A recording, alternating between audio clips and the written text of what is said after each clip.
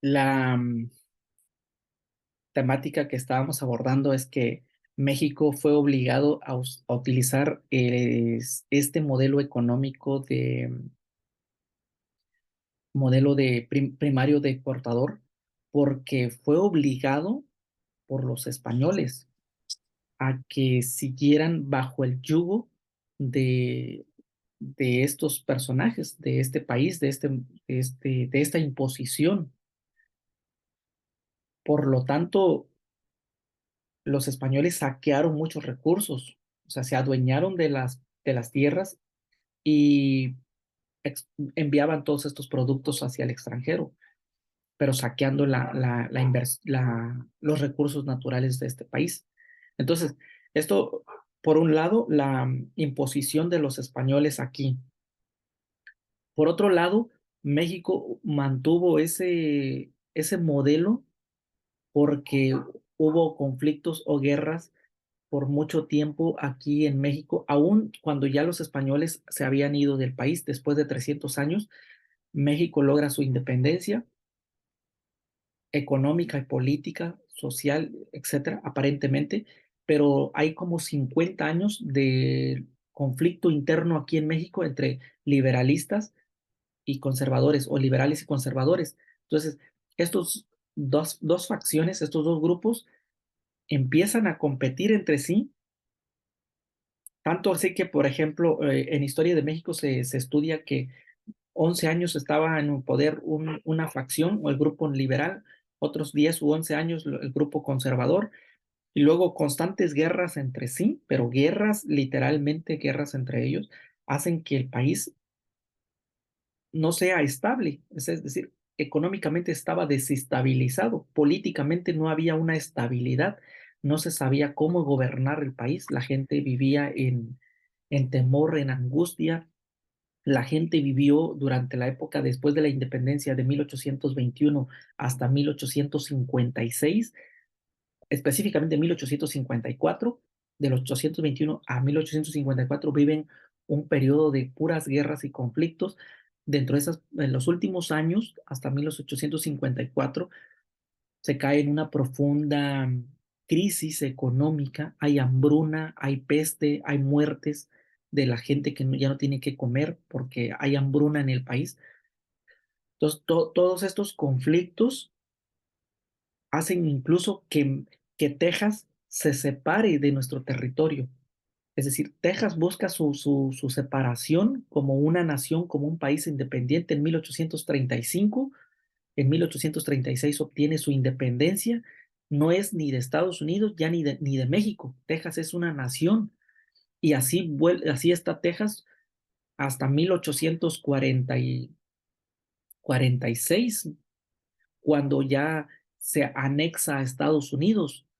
Pero Texas se independiza de México por los constantes conflictos que habían aquí. Entonces, la desestabilización política, desestabilización económica que había en el país por tener un modelo primario exportador, por la corrupción, por muchas formas o malas prácticas de gobierno, México pierde una gran proporción de su territorio, y hoy día Texas es uno de los países que más refinerías tiene en América Latina. Entonces, México pierde una gran mm, fortuna, una gran mina de oro con el petróleo. Eso debido a todas esas circunstancias que vivió en el país. Ya México empieza a industrializarse hasta en el gobierno de Porfirio Díaz, como en 1876 llega Porfirio Díaz, pero en 1880 aproximadamente empieza a venir a México la inversión extranjera de Holanda, de Gran Bretaña, de Alemania y de Estados Unidos. A partir de ahí ya México empieza a industrializarse, pero esa industrialización trae crecimiento económico a México, trae mucho crecimiento económico. En el gobierno de Porfirio Díaz llega el ferrocarril, se modernizan las ciudades, llega la red hidroeléctrica, hay energía eléctrica en el país, llega la radio, la televisión, Llega la industria textilera, ahora ya no se hace ropa a mano, ahora ya hay industrias textileras en Río Blanco, Veracruz. Llega la extracción de la minería del oro, la plata y el cobre, pero a través de industrias que ya no lo hacen ahora con pico y con pala, sino ya con maquinaria. Llega la industria tabacalera o la industria de tabaco, la industria de vidriera y muchas otras industrias que México se fortalece económicamente, pero lo que dije al principio de la clase, hubo crecimiento económico en México, hubo muchísimo crecimiento con Porfirio Díaz, pero no hubo desarrollo social, porque todo el crecimiento económico que hubo en México se lo embolsaron Porfirio Díaz y su séquito o su bancada, es decir, su gabinete y todos sus allegados políticos y los hacendados, los grandes dueños de tierras de aquí en México. Entonces, estas personas se vieron beneficiadas con el desarrollo económico. Entonces, un 3% de la población en México era sumamente rica y el 97% eran pobres. En ese entonces no había clase alta y clase media y clase baja, no. En ese tiempo el de Porfirio Díaz eran ricos y pobres. Y los ricos una minoría y los pobres la gran mayoría. Entonces, pero sí, debido a ese modelo de la industrialización en México, empezó a haber desarrollo económico, perdón, crecimiento económico, pero no hubo desarrollo. Es lo que yo les decía, no necesariamente va a haber los dos al mismo tiempo. Eso es lo ideal, que hubieran los dos al mismo tiempo, tanto crecimiento como desarrollo.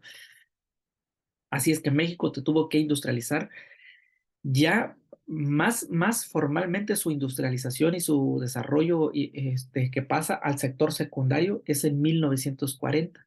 Y eso debido a la ley de la oferta y la demanda provocada por la Segunda Guerra Mundial. O sea que la Segunda Guerra Mundial trae beneficios para México, pero un lapso, un periodo, ahorita lo vamos a ver más adelante, no fue por mucho tiempo. Bueno, vamos a pasar al siguiente modelo para que nos dé tiempo a hablar de lo demás. Aquí hay una pequeña actividad para ustedes. Aquí está la actividad, dice modelo primario exportador. ¿De qué año empezó? De 1520 le ponen ahí. Duración, 420 años aproximadamente, ¿no? ¿En qué consistió ese modelo de primario importador? ¿Y por qué fue necesario abandonar? Así muy brevemente lo pueden poner ustedes. Vamos a la siguiente ilustración. El segundo modelo se llama modelo de sustitución de importaciones. Su nombre lo dice, sustitución de importaciones.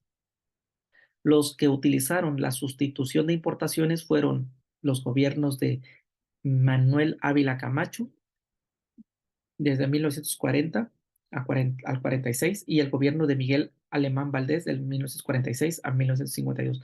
Durante dos sexenios, 12 años, se utilizó este modelo, sustitución de importaciones.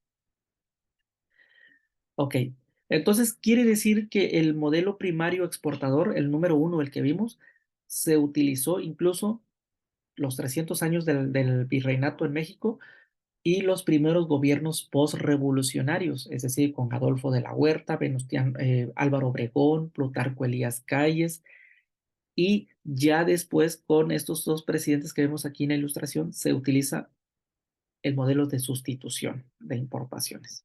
Eso está muy fácil entenderlo. Como su nombre lo indica, consiste en sustituir las importaciones mexicanas por bienes hechos en el país. O sea que recuerden que México, la ropa, mucho de la ropa, la vestimenta, zapatos y muchas cosas lo tenía que comprar de Europa o de Estados Unidos porque no había aquí, porque no había condiciones ni infraestructura para producirlo. Entonces México tenía la necesidad de estar comprando todos los productos y aquí es donde la gente lo comerciaba y lo vendía, y a un precio más caro, por supuesto, pero México le estaba comprando al extranjero. Entonces la idea de estos dos presidentes, primero de Ávila Camacho es, ok, vamos a sustituir las importaciones. Ya no vamos a comprar del extranjero. ¿Qué hay que hacer? Vamos a producir nuestros propios bienes. ¿Ok? Ahora, todavía no pensaban en exportar. No, no, no. Vamos a producirlo nosotros para nosotros mismos, para nuestro consumo. ¿Ok? Por ahí vamos a empezar. No vamos a exportar, vamos a producir para nosotros, nuestros propios bienes. Entonces, esa era la consigna de este modelo. ¿Ok? Entonces, el nombre está muy claro. La solución era producir en el país los bienes manufacturados para no tenerlos que comprar o importar. Pero esto importaba un reto gigantesco. El reto era, había que industrializar a México y esto implicaba construir 100 o miles de fábricas, desarrollar las ciudades, preparar técnicamente a gran parte de la población. Es decir, si poníamos industrias o si ponían industrias, ellos pensaban, ponemos industrias, sí, pero ¿quién las va a operar? Hay que capacitar a las personas y entonces es que empiezan a salir las escuelas con enfoques técnicos. Empezamos a ver que hay escuela secundaria técnica y preparatorias técnicas. Por ahí vienen las ideas de las secundarias técnicas donde hay corte y confección, mecánica, electromecánica, eléctrica, plomería. Alguna actividad de esas tenías que aprender en secundarias. Estaban las secundarias generales, pero también estaban las secundarias técnicas. Y las técnicas eran capacitar a esas personas para que con su secundaria terminada se fueran a las maquilas a trabajar y a producir y a hacer todo lo que querían para México. Esa era la idea de esos proyectos de las escuelas, también como el CONALEP. Eran carreras terminales, terminaba la prepa, pero era una carrera técnica, o había también como contabilidad. Entonces, de esos tipos, pero eran truncas. Terminabas la técnica y ya no podías continuar a la universidad. Era un negocio, era un plan mañoseado por el gobierno, porque así quedabas como mano de obra calificada, pero barata. Es decir, te pagamos un salario mínimo porque como no tienes universidad, pero me produces, sabes hacer lo básico, que te quedas aquí con este salario y con este tipo de trabajo. Entonces, y el día que te vas a jubilar, te jubilas con un poquito salario. Entonces, la idea no era darles profesión universitaria, sino capacitarlos técnicamente para que supieran hacer las cosas.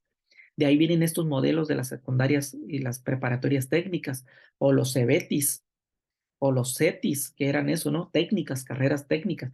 Los CEBETIS y los CETIS o los CETAS o los CEDMAR, hay unas que se llaman CEDMAR también, o los CECATI, el CECATI que tenemos también aquí por fundadores, es eso, prepararlos técnicamente para eso. De ahí vienen esas ideas. Entonces, este modelo surge a raíz del 1940 con el estallido de la Segunda Guerra Mundial. Ujú. Entonces, Estados Unidos se involucra en la guerra, manda a cientos de miles de sus ciudadanos a Europa y Asia a la guerra, pero Estados Unidos también necesitó que México le vendiera muchísimas materias primas para transformarlas en armamento, para transformarlas en ropas para soldados o simplemente que mandara embutidos o productos industrializados para sus habitantes, ya que la mayoría de los hombres salieron de ese país para ir a la guerra.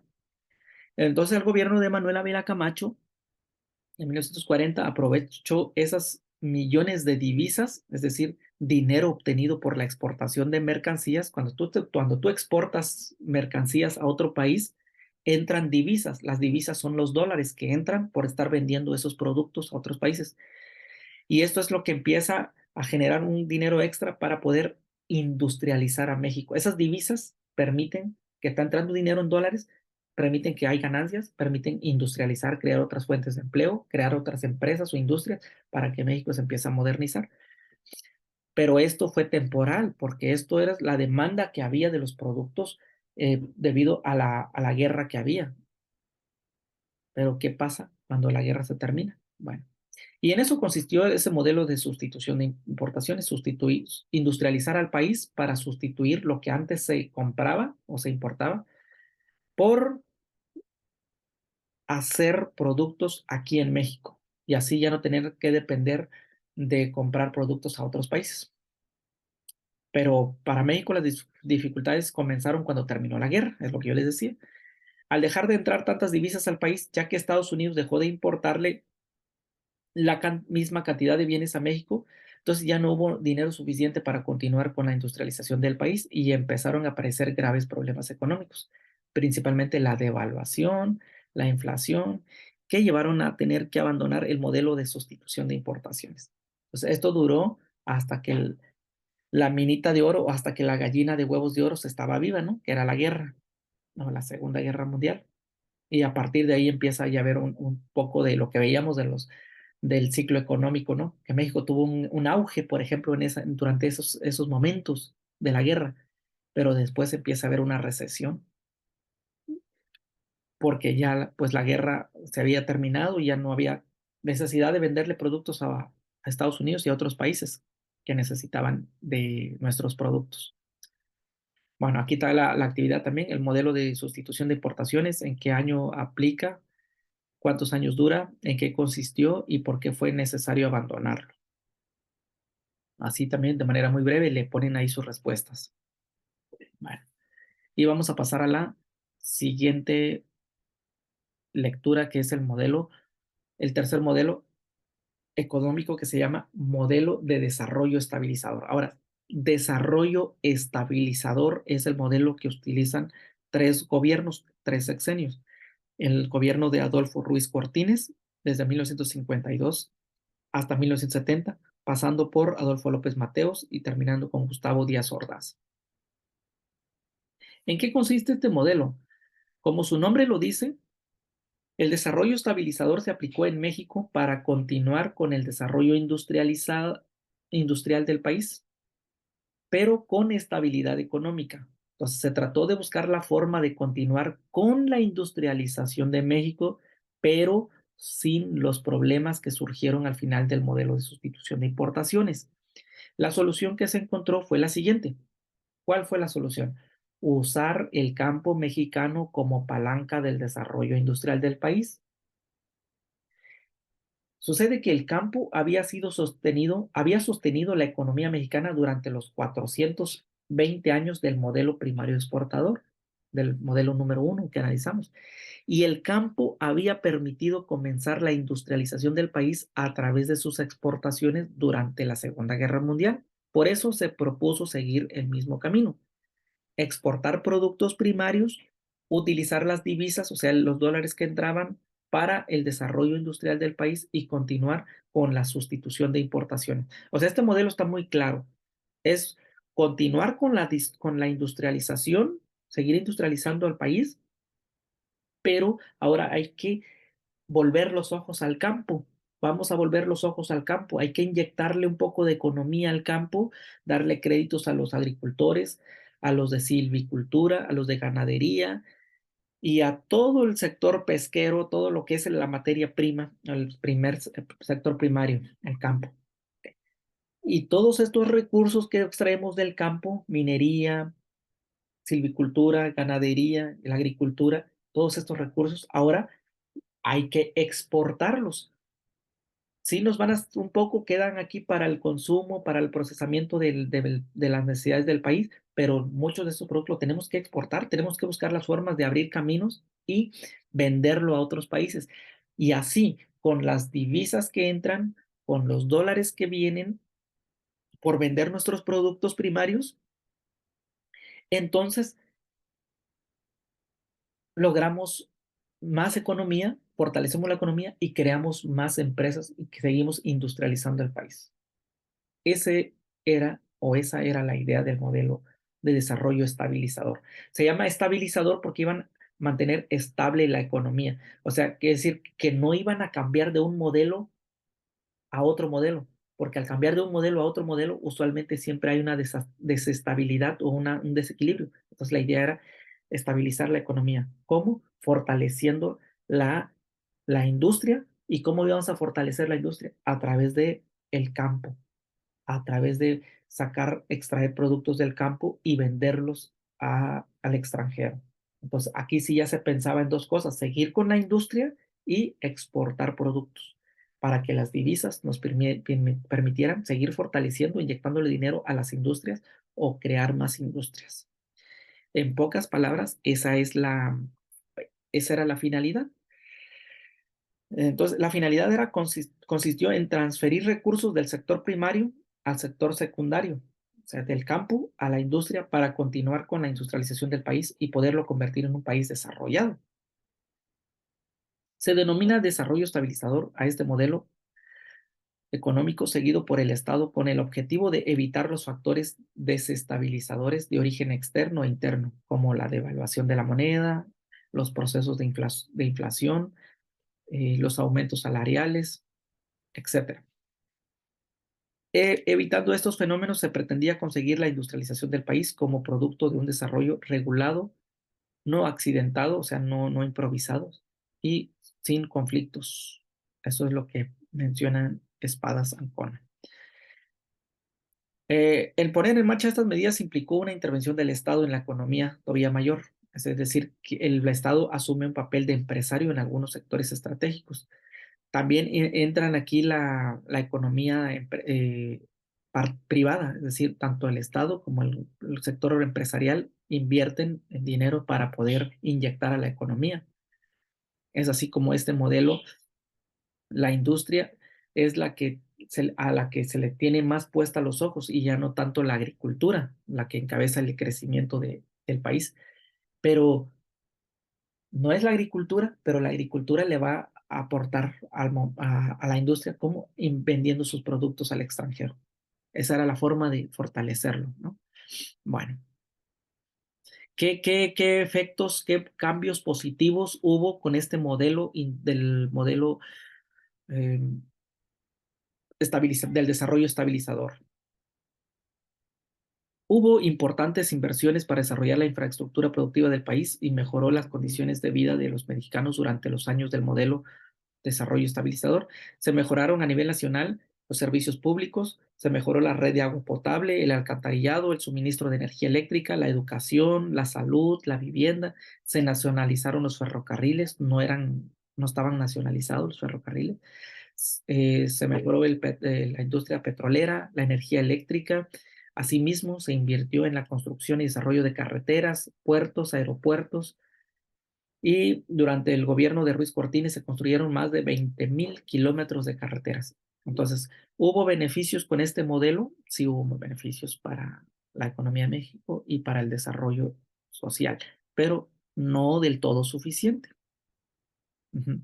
Entre los sectores que más se vieron beneficiados fue el sector de la educación, porque se crearon más de 40,000 escuelas, la matrícula de los niños aumentó, es decir, empezaron a matricularse más niños. También esto se dio índice a que el analfabetismo en México se redujera, ya que el analfabetismo con Porfirio Díaz era muy alto. La gente en la época de Porfirio Díaz no estudiaba. Ahora, durante estos gobiernos, como se abren más escuelas, los niños ya tienen más acceso a la educación, por lo menos terminaban la primaria, sabían leer y escribir, pero en la época de Porfirio Díaz casi nadie sabía leer y escribir, solo los ricos.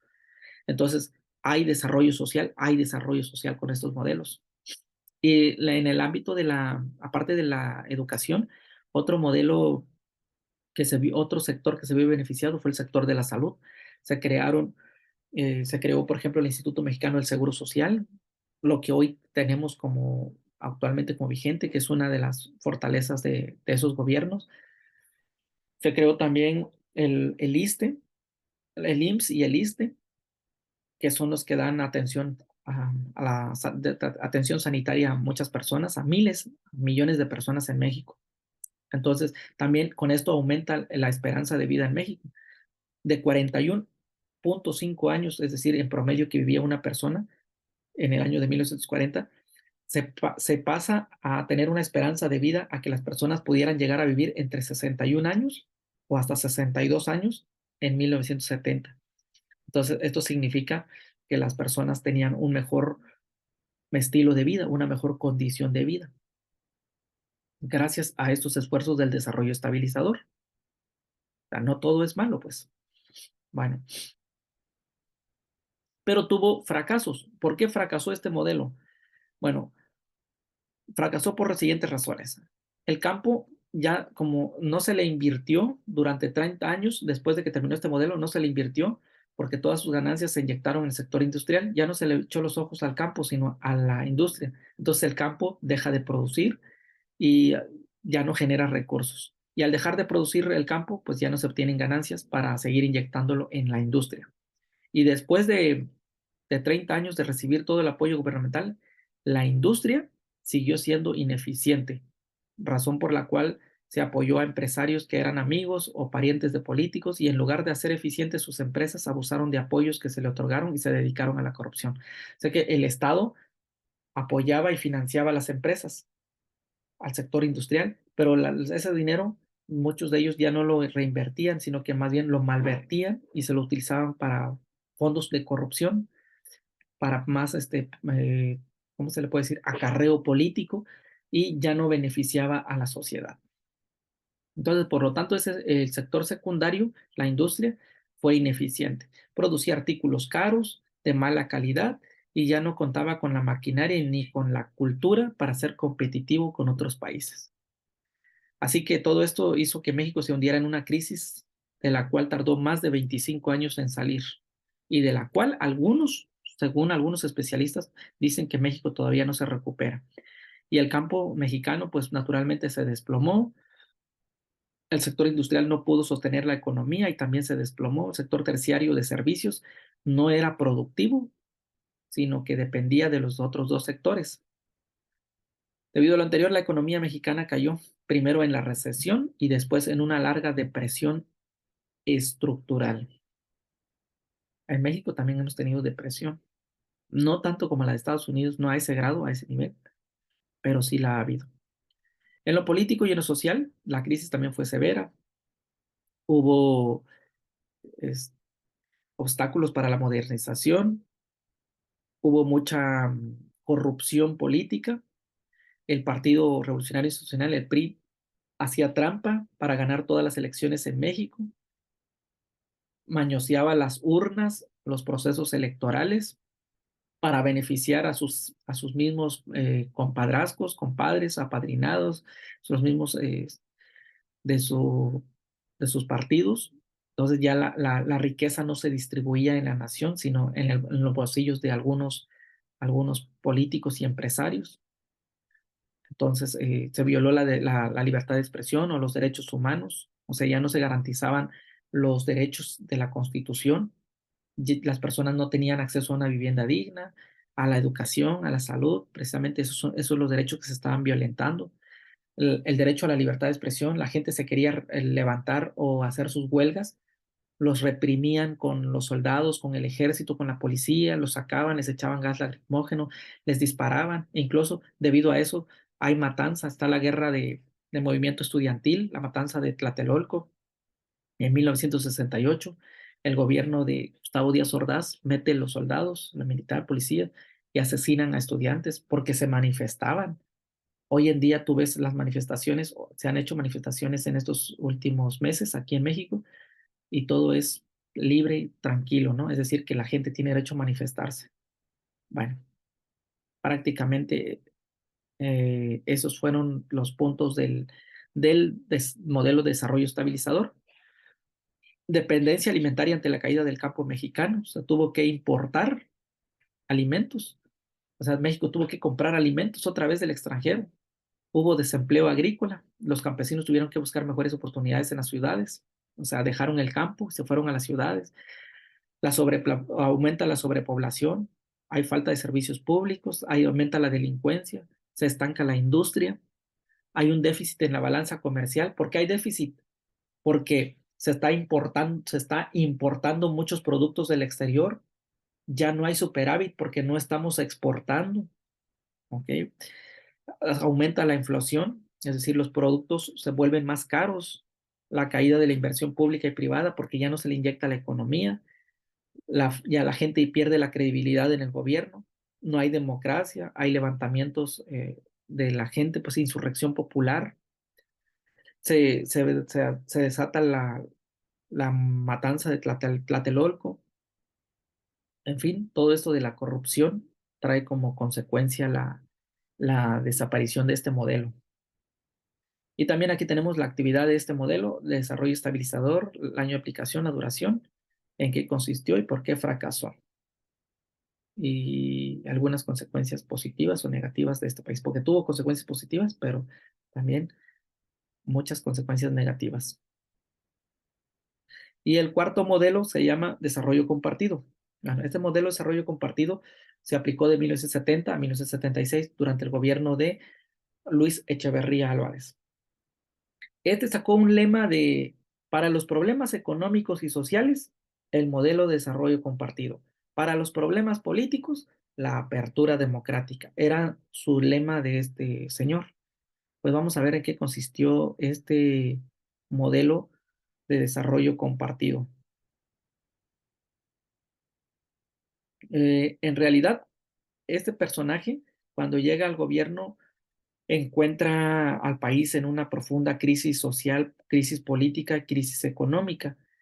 El 10% de los mexicanos eran más ricos, de los más ricos tenían el 51% de la riqueza total del país.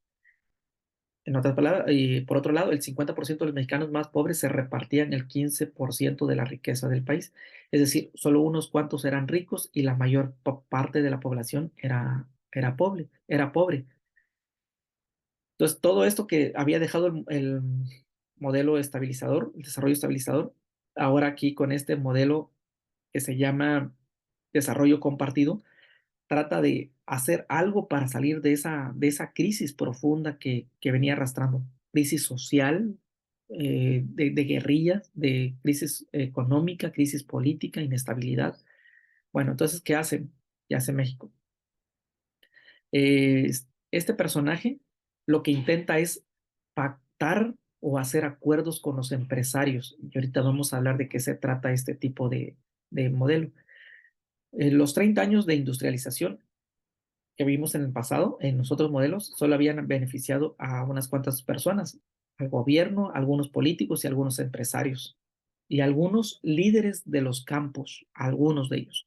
Entonces, eh, el sector industrial y el campo se asociaban ilegalmente y solo los empresarios se enriquecieron con las medidas del modelo de sustitución y el modelo de desarrollo estabilizador. Entonces, ese era el problema que él veía, que este personaje veía. Ok, esto ya es del modelo anterior, pero vamos a pasarnos. Me voy a leerlo nada más rápidamente, porque en esos momentos, como cuando él recibe la presidencia, los campesinos no estaban recibiendo apoyo del gobierno, fueron despojados de sus tierras, no se continuó con el reparto agrario que se supone que ya se debía haber hecho desde terminando Porfirio Díaz, y de alguna manera el gobierno solo había ayudado a los familiares, a algunos hacendados, a algunos políticos, y la mayoría del pueblo no tenía apoyos. Entonces, eso era una constante en esto. Entonces, por lo tanto, este modelo de este presidente tenía como objetivo reactivar la economía, es decir, en la economía del sector primario, porque como ahí era el punto álgido para sacar recursos, entonces había que inyectarle dinero a la economía a primaria, al sector primario, al campo. Entonces, ese era uno, ¿no? Reactivar la economía. Dos, quería repartir la riqueza, no caer en lo mismo de los otros modelos, de repartir la riqueza solo con los empresarios o con los que estuvieran afines a su partido, sino que repartirlo o distribuirlo equitativamente con la sociedad. Supuestamente, ¿no? Ok. Como objetivos tenía implementar la intervención del gobierno en la economía, es decir, volver a echar a andar al sector productivo y vigilar que el nuevo crecimiento económico beneficiara a todos, no solo a algunos, sino a todos. Dos, aumentar el gasto social del gobierno, es decir, que el gobierno gastara más en la gente, o sea, dándole mayor apoyo a la gente. Y revitalizar el campo, ya que un país sin alimentos es un país sin futuro, o sea, que había que apoyar al sector agricultor, al pesquero, al sector minero, etcétera. Entonces, esto es otro punto importante, era la reforma tributaria, que tenían que pagar más impuestos aquellos que ganaban más, es decir, que les iba a cobrar más impuestos a la gente que tenía un salario más alto que la gente que no tuviera un salario alto o que no tuviera empleo. Entonces, el empleo iba a ser, el impuesto iba a ser proporcional a lo que ganaban las personas. Ahora, ¿cuál fue el fracaso de este modelo? Bueno, dice que En toda su historia más de México, más de 400 años, México había acumulado ya una deuda externa de 4.262 millones de dólares. Era lo que hasta ese tiempo se había contemplado.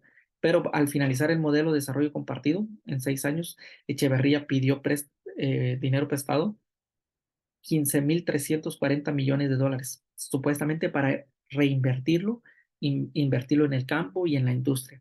Entonces la deuda total de México aumentó en un 360% y quedó en 19.602 millones de dólares. Esto con el tiempo fue la deuda más grande, la deuda externa más grande de cualquier país en el mundo. México era el número uno que debía más dinero en préstamos de deuda por la deuda externa. ¿Ok? Y entonces eso había endeudado brutalmente al país y la economía seguía en picada, no se levantó. México tuvo que seguir importando granos básicos, es decir, que México seguía comprando maíz, frijol y trigo del extranjero, porque no había de otra, ya no había dinero para los agricultores. O sea, si las personas querían sembrar maíz, frijol, garbanzo y trigo, no podían sembrarlo porque no tenían dinero, y para poder sembrarlo necesitaban pedir dinero prestado al gobierno, y el gobierno no tenía dinero para apoyarlos a ellos. Entonces lo que hacía el gobierno era mejor comprar productos al extranjero, y les compraba, según ellos, era la mejor opción, no darles dinero a los agricultores para que lo invirtieran, sino ya comprarlos directamente del extranjero. Volvimos al modelo de primario, de importación. Estamos comprando productos importados y los productos primarios. Ujú. Así que esa fue una de las consecuencias de este modelo. El déficit de nuestra balanza comercial aumentó como en nunca en muchos otros sexenios. Y sumado al anterior, el enfrentamiento entre Echeverría y los empresarios se vuelve mucho más peor. Entonces hubo conflictos entre empresarios y con el gobierno, porque pues los empresarios estaban perdiendo sus ganancias, no estaban viendo utilidades. Entonces México sufre una de sus devaluaciones más grandes en ese momento. El dólar sube de 12.50 pesos hasta 23 en un solo día. Es decir, el precio del dólar se duplicó de un día a otro. Ok. ¿Qué trajo como consecuencia? Ya dijimos que aumentó la deuda externa a 19.602 millones de dólares, déficit en el gasto público, inflación, fuga de capitales. Las personas y con su dinero ya no quieren invertir en México, mejor se van a invertir a otros países.